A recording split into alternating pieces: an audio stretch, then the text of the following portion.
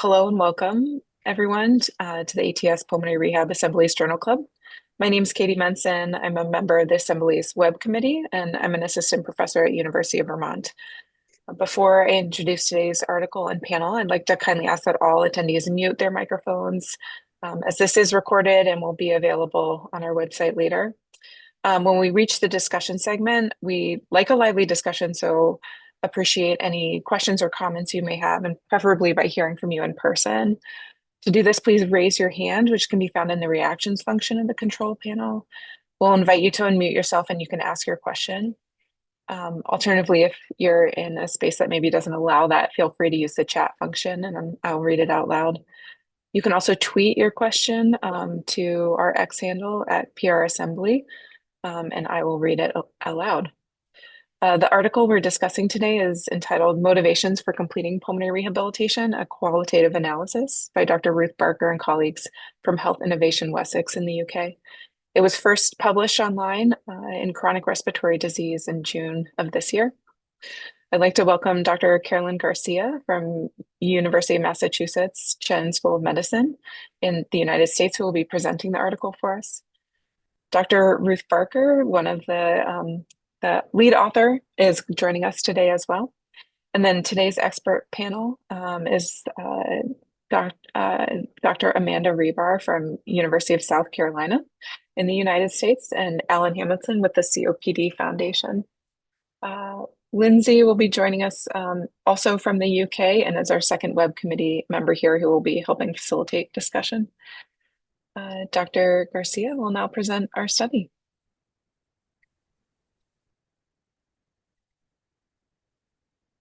Hello, everyone. It's the morning for us here in Massachusetts, but I know it's a very different time zone and a time for others across the way there.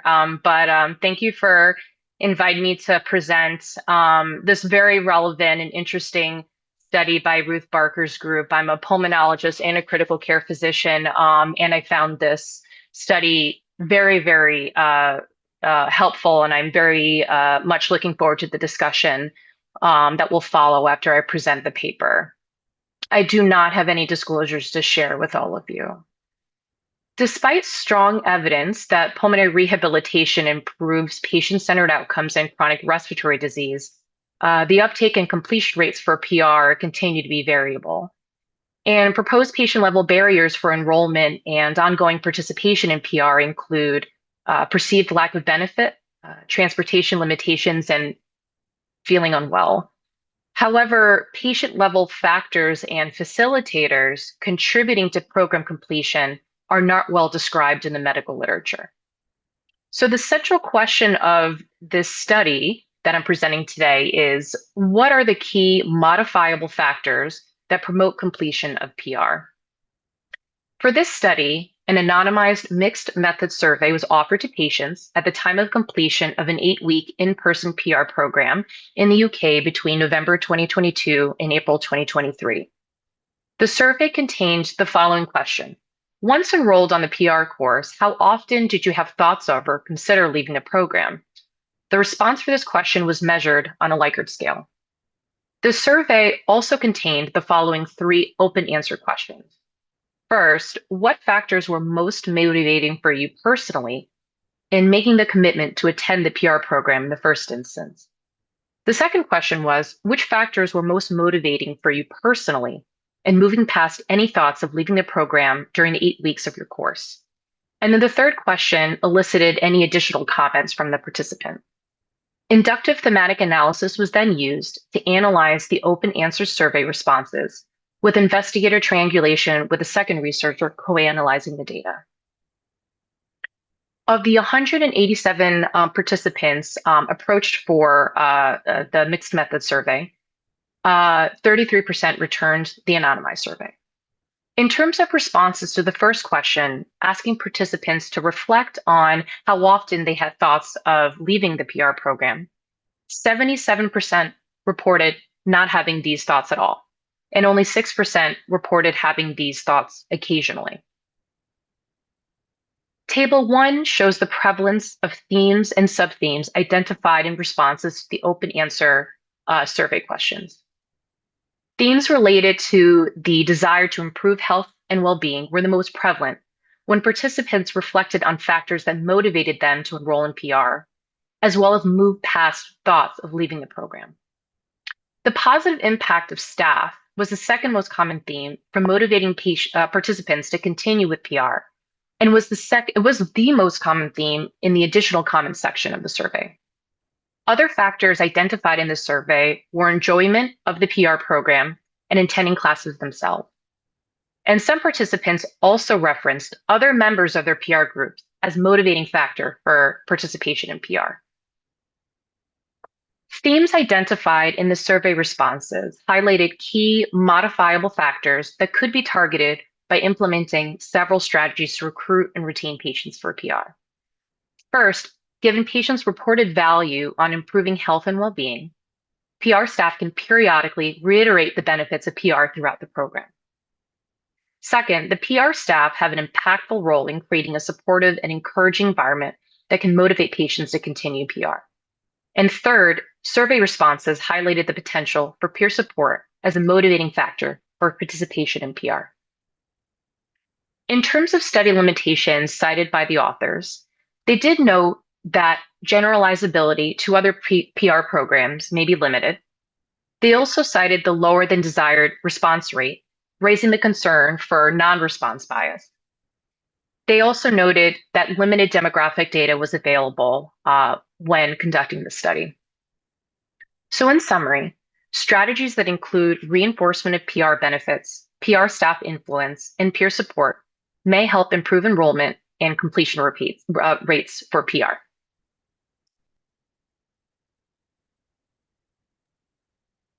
Thank you so much, Dr. Garcia. We really appreciate that.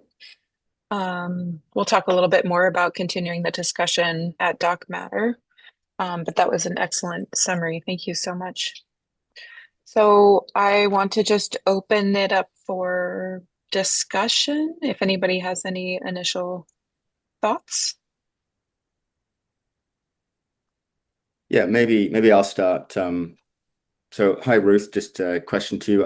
One of the things I like about these webinars is actually having the authors on so that they can give us a little bit of background to what's not actually in the written and how this study and the research question came about. So especially with the idea of, I think what I very much liked about this idea of the motivation is a dynamic construct, not that you are either motivated or you're not at the beginning, but even with those individuals who complete, that there is this notion, well, they may have times during the program where they're not motivated and they may be making decisions.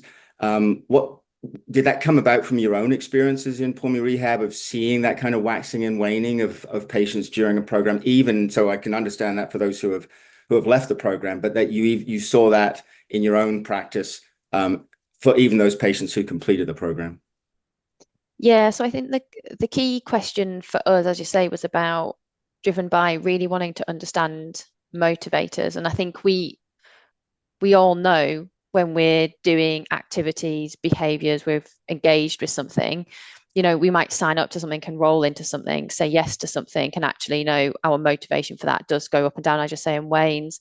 And I think what we were really keen to do was try and get, in a pragmatic way, information about how this happened in the pulmonary rehab setting in order to be able to think about, if we're thinking about completion rates, if we can understand better the things that motivated people to get past those thoughts of leaving, can we, for example, better tailor the conversations we have with patients during the course of a PR program in order to reduce that risk of non-completion? So I think it was very much driven by that anecdotal observations that we'd made in the clinical setting within the Harefield Pulmonary Rehab Service to say, can we do something about this? Is there something modifiable that we can be doing? And it doesn't have to necessarily be a large, significant change to how the program's delivered. It could be simply around how we handle those conversations with people that we do at the treadmill side, for example, when they come to a class and we're just checking in, how have you been in the last week? How have the last few days been? Have you had any problems?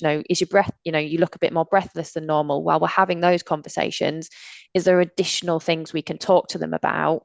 You know, if we're familiar with the patients that come through programs, which we routinely are as clinicians, because we see them for those 8 weeks of the program, you know, if we have a conversation at the start about, well, what's your motivator for coming? Why, you know, what's driving you? We're setting goals with these, you know, with people. Can we bring that goal setting into conversations throughout the PR course? Is that part of how we can keep their motivation? If they've said, for example, they want to improve their well-being and there's a specific thing there, you know, can we bring that in? You know, do you think it's influencing this? Is it, you know, have you seen a change there? You know, we're halfway through, you know, how are you feeling towards this goal? Or, you know, we've spoken about this. So I think, yeah, it was really driven by things we'd seen and trying to be pragmatic about how we could, you know, better improve experience and thus motivation and hopefully completion. Now, I think one probably very interesting and unexpected finding was, can't remember the exact numbers, but I think you had a significant number that answered the first question as not at all. So they didn't have any thoughts of leaving. I think it was like 48, I think, wasn't it? Of the and then when they're actually given that second question, they actually did provide bright answers. Maybe talk a little bit about when you saw that, how did you kind of react to that, and what are your insights coming from that? Yeah, so it was interesting, that finding, because actually it was nearly 80% of the patients who completed the survey said, oh, they didn't have any thoughts of leaving. Yet when we, as you say, when we asked those additional kind of open answer follow-on questions around kind of, particularly what's interesting is, what were the motivating factors for you to get past the thoughts of leaving? Those patients also responded to that. So clearly there were those thoughts of leaving, but they hadn't, when they were asked that, I guess, Likert scale style question, they didn't perceive that to be part of their thought process. So I think we fundamentally didn't expect to see that. We expected to see this translation of people who had, you know, reported no thoughts of leaving. They would then answer one of the follow-on questions about, you know, what was your initial motivator for, you know, enrolling and committing to the program, to get some responses there. But kind of when we came to the second one, follow-on question of, you know, what got you past any thoughts of leaving, probably having no response or kind of not applicable kind of given for that answer, but we didn't. And I think part of that is because what drove people to continue with the program, maybe they didn't see as big enough reasons to commit or to not continue, but actually it could be those very small things that we do, is how we've interpreted that. It could be those small things that we do that could make the change between someone deciding to not continue or to continue. Because actually a lot of the things that were coming out was, you know, the impact of staff, for example, really, in the answer to the second follow-on question that we asked, became more important than their original reason for sort of committing to the program. So I think it gives us that little bit of information that not a big enough reason they haven't thought about leaving, but it could be a big enough reason to help somebody stay motivated. So not necessarily what we expected to see, but really interesting and really helpful to us, I think. Yeah, and I guess looking at it from a design feature, an alternative design, you could have had a branching where if they'd answered not at all, they weren't given that question. And probably, I guess in hindsight, you're probably happy you didn't do that branching, because you've actually got some good insights from that. Yeah, it was a default that we didn't put a branching to the first question, which you're right, if we had, we'd have missed a lot of insightful information. So fundamentally a really good accidental finding there for us. Yeah. I'll hand over to maybe Amanda. Looks like you've got a question. Lindsay, I think you had your hand up first. Why don't you go? You're the expert panel. Oh, so you no, go. I'll add the pressure. So, hi, everybody. Ironically, I have a respiratory infection, so apologies for my voice. So I'm a motivation researcher and a behavior change psychology researcher. So I love being invited to this. I think it's really neat to see it in this perspective. Dr. Hamilton touched on it a little bit, but the idea that motivation is different for adopting, so deciding to come to the rehabilitation versus maintaining behavior. And my specific interest is what happens after the rehabilitation. So after those 8 weeks, what happens then? I'd love your insights on either what the data you've gathered through the survey or just your insights as a clinician in how how motivation in the clinic translates to what happens after. I'm happy to take that. I think Linzy might have some views on that, being given her previous work that she's published recently. But I think it's really interesting. I think, you know, motivation is so motivation and behavior. I find it really difficult to predict, I think, when I'm having one-to-one conversations with people as to, you know, could I put my finger on whether they'll, in 6 months' time, if I was going to speak to them, have they kept this newly acquired, I guess, skill set and confidence potentially in completing exercise? And would they still be doing that? I find that quite challenging to do, I think, just from having conversations. But what we do at Harefield is we do use motivational interviewing techniques as part of our conversations. We have part of our, I guess, training. We've had motivational interviewing training. So we've had people come in and do workshops on how do we embed motivational interviewing into the conversations we have, be it that an initial assessment with somebody, whether it's during a PR program, be it at the kind of end of course kind of assessment stage, once they've completed a program and we're reassessing, say, their incremental shuttle walk test or whatever outcome it is. And then we do embed motivational interviewing into those conversations in order to try and encourage people to continue to be motivated, to maintain the benefits that they've got from attending the PR program. I'm not sure we've got all of the answers about how to help people maintain, or actually what the best maintenance strategy is. I think from my view, I think there's touch points that would be really useful to have with patients to be able to kind of sense check, you know, how are you doing? How is this going?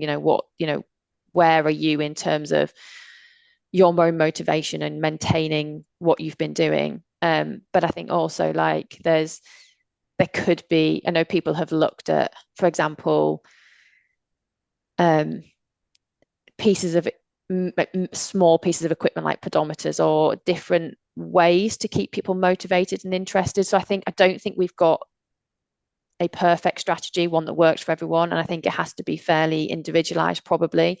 And I think there's probably still work to do in that space around what is the best strategy, how would we optimize that? I'm not sure if Linzy's got a view on that, knowing I can chip the in. work she's done. I think, obviously, speaking for the UK, and I think the centre that Ruth's works from and ours are pretty similar in terms of how we deliver rehabilitation. And then after the programme, we tend to refer out onto like exercise on referral schemes in the community that people can access, but it's a bit of a postcode lottery as to what's available. And certainly not all programs have re-established post-COVID, I would suggest. In terms of the evidence, Amanda, for maintenance PR, it's quite limited. So both our British Thoracic Society statement and the American Thoracic Society statement this year, or last year actually now, both sort of say that it's equal to just having usual care for 12 months. So there's not very strong evidence around maintenance rehab. But intuitively in your head, you think it would be a good idea to carry on what you've learned in the programme over the long term, but it's just the evidence isn't as strong as it could be. So I think more trials to look, as Ruth said, how best to deliver it and how to tailor it to individuals. I could see Grace Ann is on the call. I don't know if you've got a patient advocacy perspective, but I don't want to put you on the spot. No, I'll tell you, in the clinics that I have co-founded and continue to fund, all of them offer maintenance at the facility, at the clinic. And they are invited to bring a family member or friend with them to use the equipment. And it really works beautifully. I mean, years later, people are coming and exercising 2 to 3 times a week using the equipment that they became familiar with. Now, that's not a model. It's not really a model, but it could be. You could make these centers available in off hours when the equipment is not being used, because people are truly benefiting from it. And from an advocacy standpoint, we all know the research shows that the benefits of PR will decline after a year or so if you don't maintain. So actually part of the program should be looking ahead to how a patient is going to maintain after the program is over, because they do benefit and they recognize that they benefit. So that is my brief comment on what you've said, because it's essential. Those are such exciting initiatives. The fact that you have motivational interviewing in some of it and some of that advocacy work, Grace, that is really exciting. The reason I'm interested is because my expertise is habits, and how habits form is through linking behavior with a context. So when my father went into pulmonary rehab, I was concerned because at the end, he got a certificate of completion. And I'm going, no, this is just the beginning. Like, it should translate into your real life. But because his motivation and his clinicians were so good, he just put all his motivation on them. He's like, I just show up, I trust them. But then all of a sudden, his motivation to do it himself had been transferred to the clinic. So from my selfish interest as a scientist in motivation, I wonder, how do we use what you guys do so well and translate it into lifelong activity, especially when someone doesn't have that intrinsic motivation? Because, like my dad said, he was like, how am I supposed to enjoy this when I can't breathe? I said, that throws all our motivation theories out the window. If it's hard or painful, it's hard to keep doing. So those are really exciting initiatives. Thank you. Amanda, I want to tell you, in my other life, I was a behavioral scientist. That was my initial, it's my second occupation. And I studied for my PhD. I had to leave Stanford. I was also a special student at Columbia in attitude and opinion change. And I eventually became a lawyer. But the reason that I left was that I married and followed my husband around the globe, and we lived everywhere, in Hong Kong twice and traveling. And I never went back to do orals, finished my residency, and I chopped off the first chapter of my PhD dissertation and used it to get my master's before I went on for my law degree.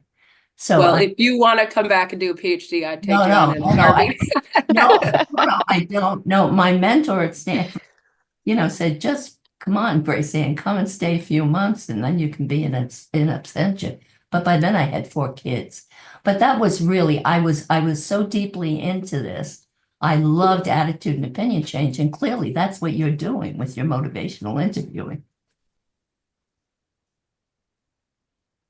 Wonderful. Such great discussion and backgrounds. Paul, thank you for raising your hand. Yeah, I'm going to say that the British Lung Foundation, now Asthma Lung UK, I think they trained over around 200 individuals across England, what we call long-term maintenance. They received a grant from some company. They trained about 150 individuals across the UK as a follow-on to pulmonary rehabilitation. I think the course was done in connection with Loughborough University. And during the pandemic, I know a lot of these face-to-face long-term maintenance classes took place online, but I've never ever seen an actual study about the outcomes. So some of these classes went on for around a decade, but I've never seen any research based on it. And also a patient who I know really well, who's finished pulmonary rehabilitation in Gloucester. Some of you might have heard of her, someone called Pauline Masters. I think some of them now do online long-term exercise sessions that the hospital in Gloucester or Worcester has referred them on to after they've finished pulmonary rehabilitation. I think it's just a really good way to build that maintenance, that camaraderie, and continue to get the benefits also as well. And also, even if people can't exercise, what I heard that was going on, people who couldn't exercise, that joined the Zoom meeting after the exercise class just for a chat and some interaction during COVID. Thank you. Paul, can you say the name of that program one more time so I can write it down? I think it was the Asthma and Lung UK. It was Asthma Lung UK. I think they used to call it BLF Active. So it ran for about at least a decade. I think most of the classes stopped during the pandemic. I think some of them have started up again. Asthma Lung UK, it used to be called BLF Active. It was funded by an organisation, one of the drug companies which delivers oxygen all over England. They actually funded it, but the original courses were set up with Loughborough University. They did the actual training, but there's hundreds of people who got the qualification all over the country, and I think qualities, they're just being untapped and they're unused. Maybe something could be reinvigorated and used again. Thank you. Go ahead, Linzy.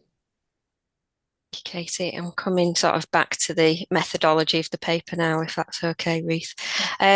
Obviously, we often talk about randomized controlled trials in journal club, so it's really nice today to talk about different methodology.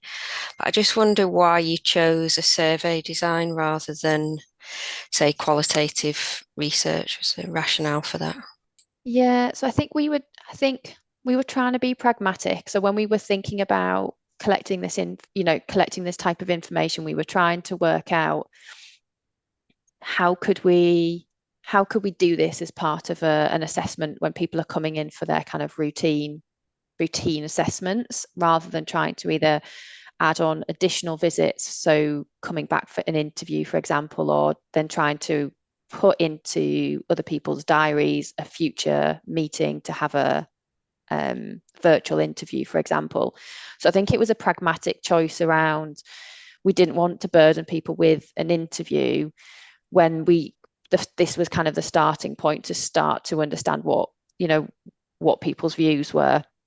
And I think when we were thinking about this, we often think about RCTs or say like qualitative pieces of work, but we know they're really resource heavy. And I think that's the other challenge when we think about research, the process to get ethical approval and to then deliver trials. By the time we deliver them and get funding to deliver them and then go through all of the governance processes, we've missed an opportunity almost to kind of answer a question and be able to do that kind of really agile approach. So I think that was partly what drove a survey rather than qualitative interviews, and also why actually this was done as part of almost like a learning health systems approach. So, we ask some questions, we analyze the data, we learn from that what we found, and actually embeds some changes into the way the program's delivered, and then we can go back and sort of sense check some of that. So I think that's the thing here. It's not a research methodology, but it's taking principles, I guess, of learning health systems approach, and that's sort of action research, participatory research type methodology, where you do it in cycles. You ask some brief questions, you develop a service, develop practice, and then keep going on that cycle in order to see those continual improvements. So I think it's that pragmatism in the methodology and pragmatism in the choice of how we chose to run the trial and run the evaluation to try and really do things in an agile kind of timely way. I think that brings up a really good point, Ruth, about kind of how we're looking at all, science at this point is we can do it in these really controlled ways, but in reality, we know patients are always 100% adherent, right? Or there are barriers that come up, or in as found in your paper, right? Sometimes it's about how you ask the question and how open-ended you leave it. So thank you for sharing that. Yeah, and I think just come into Yeah. that real No, no. world setting thing Mhm. component. I think one of the things is we know that we have a response bias when we do research. We know we have the people who are kind of invested and engaged, whereas actually this survey was offered as part of a questionnaire pack when they are completing their post-course questionnaires. So, and obviously this was an additional consent saying, there's an additional survey here. If you're happy to complete this as part of those questionnaires, that would be, fantastic. And they were given information about what it would be used for. But I think it's that real world setting of it gave us an opportunity to potentially to find out from people who wouldn't necessarily put their hand up and say, oh yeah, I'm interested in research, and take that extra step. So again, I think it's just that pragmatism, and it gets that real world view a bit more easily than I think it does necessarily if we do it in these really tightly controlled research settings. Great, thank you so much. Ellen. Yeah, just actually building on Linzy's question and actually looking, if you like, to the future. So just either in terms of how do you have any follow-up in terms of maybe doing a deeper dive into, like maybe through a semi-structured interviewing or focus groups to kind of dive in a little bit more, because I think you've got some really interesting pointers to certain directions. Have you or your team had any thoughts on follow-up research, how you'd like to move this forward, or to suggest to others who might be interested in this area what would be a really good next direction to take with this? So one of the other directions we had planned to take, have taken, is actually do something similar, but with the non-completers. So when people drop out of a PR course, we also need to understand what would the difference have been, like what would the thing that could have happened that would have been the difference to help them stay. So I think there's a piece of work there that we're keen to try and do, which is a more challenging piece in itself, because they have dropped out of a course, they've enrolled, they've started, they've dropped out. But again, it would be interesting to have that data to see whether the things that people say, well, actually, if this had been in place, I would have stayed, I wouldn't have dropped out. Does that align with the things that were the motivators for people who did complete? Because actually, if they align, but actually we need to do a better job of reinforcing those things, or actually, are they two different things? And are we looking at two totally separate populations here? And actually, by typologizing the factors, the things that we see, are the two approaches that we need to make sure we're delivering against, or two strategies we need to deliver against, or is actually one strategy that would just help the people who are going to complete potentially anyway be more motivated, but also be the difference for people who do drop out. So I think that for me is one of the key bits that this doesn't answer, is what would have been the things to keep the non-completers motivated. And I think the other follow-up bit here is there's definitely a qualitative piece to be followed up with, in terms of, now that we know these strategies and these have been considered in terms of, for example, the model for delivering virtual PR. So, one of the key things is, if peer support or, engagement with people within the program is key, what are we doing in our virtual programs in order to bring as much of that into the program as possible? Because we could tick all the boxes from the British Thoracic Society perspective, for example, of, are you delivering these education topics, and are you delivering tailored exercise, and are you, is it progressive, etc. But actually there's, the additional, I guess, nice to haves around the kind of the peer support, the communication, the kind of idea of of what are the additional bits to keep people from dropping out, like be nice to follow on to say, and now have these made a difference? So I think that for me is the kind of the learning, the next part of this learning health system cycle potentially is, have the things that have been strategies suggested here, have they made any difference, I guess. Yeah, and I think an interesting point, your first point about almost like highlighting throughout the program critical decision-making points.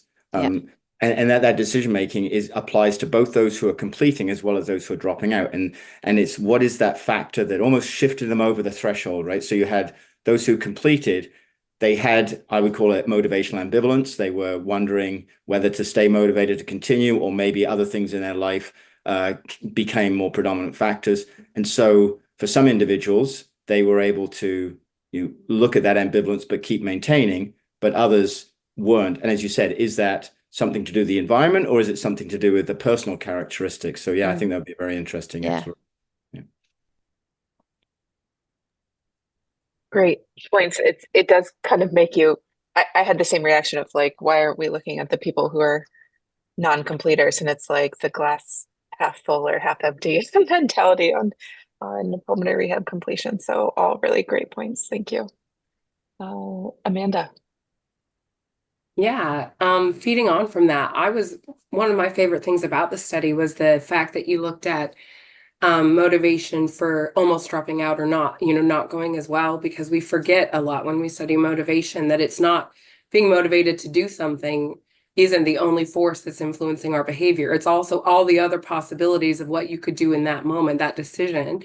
So as Dr. Hamilton and Dr. Barker talked about, the idea that at any moment in time, you could make the decision to drop out. And even if 99% of the time you choose to stay in the program, it only takes a moment where you act on that motivation to drop out that can influence that huge outcome. So that's really interesting. I just wanted to know what went behind the decision to ask them about, did you almost, were you likely to drop out and when, and talk about why that came up? Because I think that's quite unique for this field. So from the perspective of kind of, why might have you have dropped out, or what were your what were the things that kind of stopped you from dropping out? I think what we kind of really want to be able to do is, I guess, rather than react to people dropping out and then try and, they don't say, for example, they call up and say, I'm not going to be attending this week, I'll be at the next session, for example. Rather than reacting to that, oh, they haven't attended for a couple of sessions and, we're struggling to get them re-engaged again. It's kind of saying, well, if we don't lose that engagement, we don't have to try and do the re-engagement. So I think that was part of the thought process here of, almost the challenge of re-engagement is harder than potentially being proactive in maintaining engagement. So I think that for us was a key driver here. And I think everybody who works in a healthcare setting knows the pressures that we're under in terms of, our time. So actually having a conversation when we've got someone in front of you where we could use it productively as a kind of a motivational conversation, as opposed to probably having 2 or 3 much longer and probably much more challenging re-engagement conversations, not only is probably better for the person because they haven't missed classes, they haven't missed sessions, so they've had more, there's like higher fidelity in terms of the PR program delivery, but they also potentially have, got more out of the sessions that they've attended because they're engaged with them. And we've also got more capacity to be able to, phone up and book people in, to classes if we had not get, so it's just thinking about the spectrum of things, but actually that challenge of a re-engagement conversation is quite hard to do compared to what it feels like an engagement conversation. So I think that was probably our driver. I don't know whether I answered your question. I feel like I might not have done, but no, that was really interesting. That was great. And what we do in our field is called just-in-time intervention. So talking about if we could capture people when they're motivationally weak or strong, depending on what you want. And you're talking right into that. So that type of data is key for driving those. When is it that we need to call or that we need to have these conversations? So you avoid that withdrawal or dropping out and then having to re-engage them. That's really interesting. Thank you. Excellent points. Marilyn, thanks for being here. Yeah, thanks so much for this great discussion. So I wanted to talk about the point about the non-completion, and from our experience here at VA Boston, I find that once patients start the pulm rehab program, that the reason that they don't complete is not because of a conscious decision to drop out, but more because they're taken by surprise because they have an exacerbation of their breathing, or they have a flare-up of a comorbidity, or if they have some musculoskeletal injury, and that's why they have to stop the pulm rehab, and then they become non-completers despite all of our efforts to get them re-engaged and to talk to their providers and to make sure that they feel safe again to exercise. It seems like that number is reflected in the over 3/4 of people in your survey that said that they had no thoughts of dropping out. But they would have been non-completers if they had had a medical event. So I was curious as to whether that was explored in to see what happened to the people who didn't complete because of a medical issue. So because of the way that we designed this, we unfortunately didn't tailor it to also connecting with the people who've dropped out over the course of the program. So we haven't got that data in terms of what happened to the non-completers in that period, and actually, who dropped out, and actually what does, and if it was, for example, an exacerbation, or there was a medical reason why they didn't complete, for example, how that affected them, because I think that's part of the thoughts around motivation as well, I guess, for me, is people might remain very motivated when exacerbating, but actually there is other hurdles that are harder that they can't overcome in order to stay in the program. So I think that's probably a subgroup of the non-completers of work that would be really interesting to do, in that, there could be people who drop out who, cite reasons for, that they've had an exacerbation and actually they're not able to complete a program, versus those who drop out for reasons that aren't medically driven, or they're not driven by an external factor that's influencing a decision. So I think it might be interesting to tease that out in that group, because there might again be different strategies there, because it might not be lack of motivation for people who drop out with an exacerbation, for example. It might be something entirely different which requires a different strategy that might not be amenable to be modified in the way that you might modify a motivational driven dropout reason.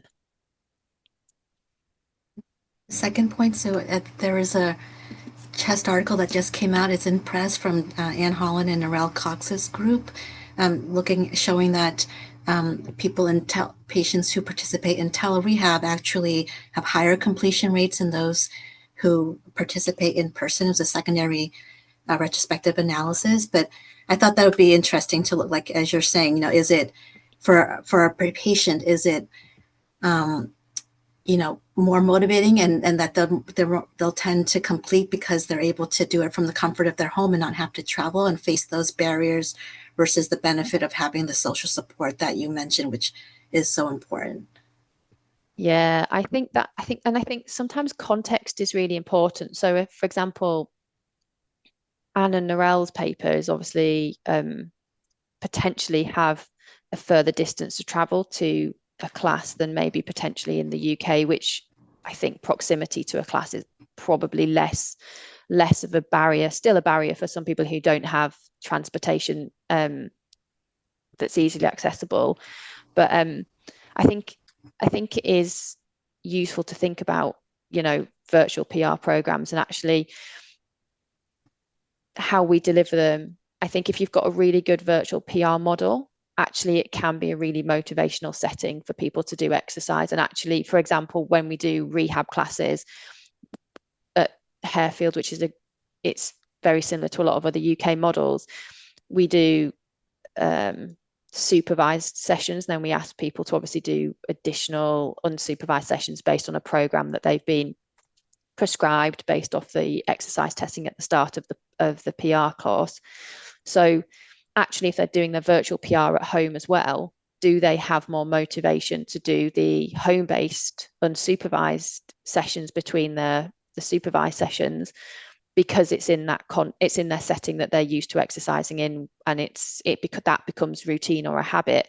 So it would be interesting to see whether it's something about driving habit actually that's driving up virtual program attendance rates, and actually whether there is a context piece there that actually, if proximity to a program, say in Australia, they have to travel a significant distance, or in rural communities they have to travel a significant distance, does that drive different completion rates depending on, I guess that might, again, the travel barrier might be a bigger barrier in those settings.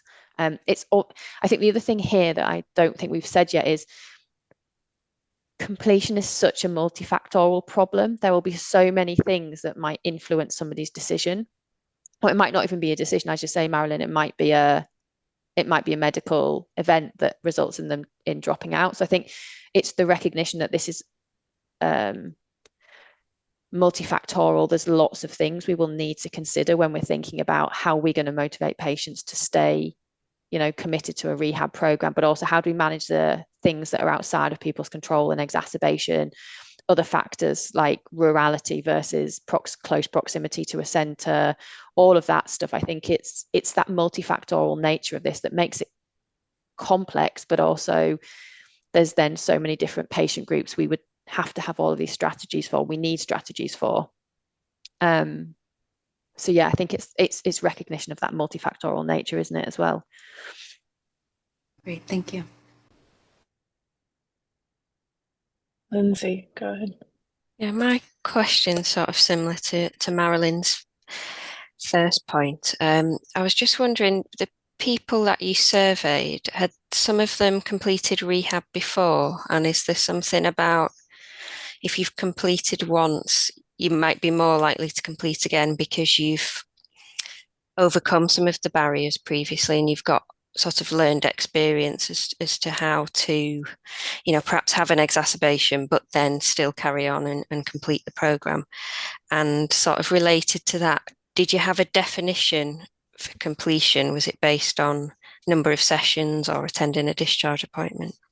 Yeah, so so for the first point, Linzy, actually I'll do the second point first because that's a bit quicker. So the second point, yeah, we had a definition for completion. So they attend a end of course assessment and they've done at least 50% of the sessions required of their course over the 8-week course. The one challenge with this type of project is that because we are doing this in a pragmatic way, this was an anonymous survey, and actually we don't have a significant number of demographics about the participants who completed the survey. So actually, one of the things we haven't been able to do is do much subgroup analysis. So PR naive versus PR experienced patients, has that made a difference to, for example, the cited motivations? And actually one majority of these people who were PR experienced, and actually the people who were then completing are people who might have the things in their toolbox to help them get past thoughts of leaving, for example. So I think because we haven't got a significant number of demographics to be able to look at that subgroup, it does make it a bit more challenging to start to think about, what's potentially driving some of that sort of, I guess, degree of motivation to get past thoughts of leaving. Or, for example, if people had exacerbated, why did that person feel able to cope with still attending PR versus somebody else who might not have felt able to continue to attend a PR program? It would have been nice to have that data, but just given the design of the project, it wasn't possible to do any of that sort of level of analysis, really. Thank you. Ellen, go ahead. Yeah, actually, I have a couple of questions. Actually, one actually just building on from that, this design feature of the anonymity. Maybe just give us a little bit of insight. What were the discussions that led to that, and the pros and cons of it being anonymous? So what was the decision making that you finally decided to go anonymous as opposed to actually like being able to get more information? I think I'll be really honest, Alan, and say I don't think we spent very long actually making a conscious decision about it. I think what we tried to do was think about what were the appropriate data governance piece would be and what the appropriate management of the data would be. And I think that's what really drove up the decision for this to be an anonymous survey. That and the fact that we wanted to get as many responses as possible. And actually for some people, if the survey is not anonymous, you're going to start recording additional information or health, relating that and linking it to healthcare, some of their other healthcare data. That then steps into the realm of beyond service evaluation into research. And we wanted this to be pragmatic and quick in terms of a turnaround for the knowledge acquisition so we could start to implement some strategies. And also we wanted that response rate from people who wouldn't necessarily might not have signed up to a research study. So I think those were the drivers for an anonymous survey. And I guess the pros of having an anonymous survey is, we're more likely to get honest responses. We're more likely to get a higher response rate potentially if we're doing it in that way, and people don't feel like they'll be, held to account and someone come back to them and speak to them, and any care in the future will be impacted. We know a lot of the people who attend the PR program at Harefield do come for repeat programs. We have some people who have been through the program multiple times, and we'll ask their GP to refer them every year, for example, because they know after a year they're allowed to come back again. So I think for people, I think it being anonymous means that they feel more able to respond. So I guess that for me is, and obviously the downside is the linkage part means that we haven't got all of that. We haven't got that capability to then start to think about, well, what subgroups might we be interested in doing, additional analysis on, secondary analysis to understand this in a bit more detail. So I think there's trade-offs, and I think we were, given this was a pragmatic piece of work, that was the headspace and where we landed. But yeah, I think there's the cons are unfortunately limit some of the subgroup work we can do with this. Right. Yeah. And my other question is actually about peer-to-peer coaching. As you know, within the foundation, we have a peer-to-peer coaching program. Be interested, you talk about the need for skilled staff. And on the motivational side, there would seem to be some clear opportunities for motivational interviewing types of, or motivational communication by either other participants who are going on at the same time, or even having people who have graduated and come back. Have you thought of that and the value that may be there, or is it actually something that's already incorporated in programs where the peers come in and offer some health coaching? We don't I guess the program itself doesn't have a formal a function that has potentially not expert patients, but I just say previous graduates or people who have got experience of going through the program to kind of coach people on a peer level to continue. We do actively encourage obviously that connection making and and particularly in the education element of delivering the rehab. We do actively encourage people to kind of sort of, I guess, support each other.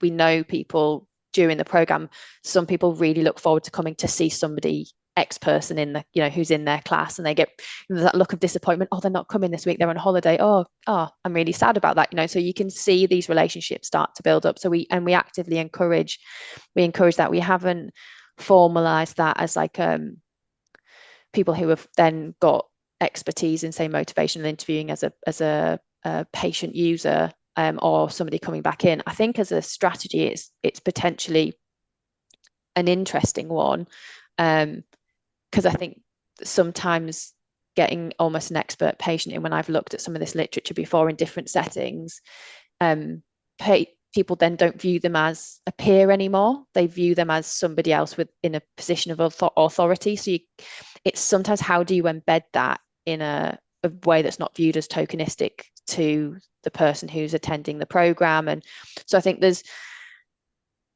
challenges to that in itself as well. So it's really good. I was thinking one thing for me that is that idea of this dynamics, the ups and downs of the motivation of actually, if you've got individuals who have actually gone through those ups and downs and have basically had the same situation, their decision point as to whether to go on or not, that could be very helpful, because that's that kind of the real experience of having gone through it. So maybe something to consider for the future. Such great discussion. As the moderator, I'm going to try and leave with the last question and thought process. My focus is on non-COPD diagnosis and pulmonary rehab. It consistently shows the same outcomes, right? 6-minute walk distance, dyspnea scores, health-related quality of life, all improve. Are we thinking about this wrong, focusing too much on disease? And should we be focusing more on patient's history of physical activity, motivation for being in the program? I mean, I think we talk about like barriers to completing, transportation issues, caregiver stress, but should we really be kind of like not focusing on disease and really be focusing on patients' motivations and history of exercise and likelihood to complete the program as kind of the focus? I'll open up to everyone. Author, I mean, sort of in terms of, you mean in terms of sort of strategies when we're having conversations, or when we're triaging, and when we're, I think there's so many, I don't know how other people feel, but there's so many, I guess, ways we could I think typologize people. I think, we could be looking at things like exacerbation histories, or what condition that person has, or we can be thinking about, is this person a previous exerciser who actually might have lost that as part of their lifestyle, but actually might be more ready to engage with it as a new lifestyle habit, just with revised potentially goals and things. So, or some part of me thinks, is one of the ways we should be thinking about this, what support networks do people have, and actually is that one way we should be thinking about how we have conversations and how we deliver our rehab programs, and what do we do? Because I think support networks and external networks are really valuable in people maintaining habits. We see that in different disease groups. So actually, do we reframe those conversations, because those could be the key external motivators to help people remain in programs. So I think we could think about it in lots of ways. And I'm not sure we've really got to the crux of which is the key strategy that's going to help people enroll in a program, come to as many sessions as we can get them to, and then also, complete it and then maintain it onwards. So I think there's lots of opportunity. I don't know if we've got the answer. Other people might have a view. I think that's a great summary, Paul.